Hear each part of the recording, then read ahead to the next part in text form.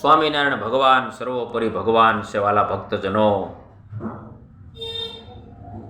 સ્વામિનારાયણ ભગવાને આ ધરતી ઉપર પધારી અને અનેક જીવાત્માને પોતાની મૂર્તિનું સુખ આપ્યું અને મૂર્તિનું સુખ એવું આપ્યું કે અસંખ્ય જીવાત્માઓ એ મૂર્તિના સુખે સુખિયા થયા. ષડંગી સંપ્રદાયની સ્થાપના કરી ભગવાન સ્વામિનારાયણે. બંને દેશ વેસી આપ્યા. અયોધ્યા પ્રસાદજી મહારાજને અમદાવાદની ગાદી, રઘુવીરજી મહારાજને વડતાલની ગાદી. વાલા ભક્તજનો, આ ભગવાન સ્વામિનારાયણે વડતાલની અંદર ગોમતી તળાવમાં હજારો વખત નાયા વાલા ભક્તજનો, અને સંતો ભક્તોને સુખ આપ્યું. સંતો ભક્તોને અવિરત સુખ આપ્યું, અવિરત સુખ આપ્યું.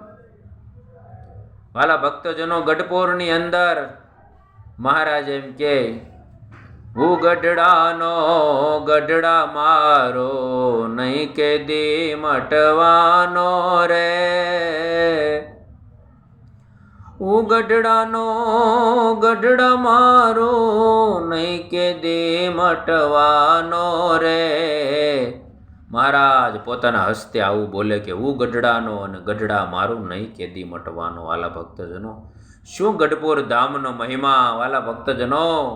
ઉન્મત ગંગા નદી, ઘેલાનો કાંઠો કહેવાય. એમાં એકવાર સ્નાન કરે વાલા ભક્તજનો તો ભગવાન સ્વામિનારાયણ કે અંતકાળે અમે એને તેડવા આવશું. વાલા ભક્તજનો, એક ગઢપુરની શરણ રજ જો માથે ચડાવીએ તો પણ અનંત ઘણું પુણ્ય મળે, ધામ મળે. આવો મહિમા છે વાલા ભક્તજનો. એવા સંતો ભક્તો હે ગઢપુરમાં રહે વાલા ભક્તજનો. હે દાદા ખાસરે પોતાનું બધું સમર્પિત કરી દીધું મહારાજને.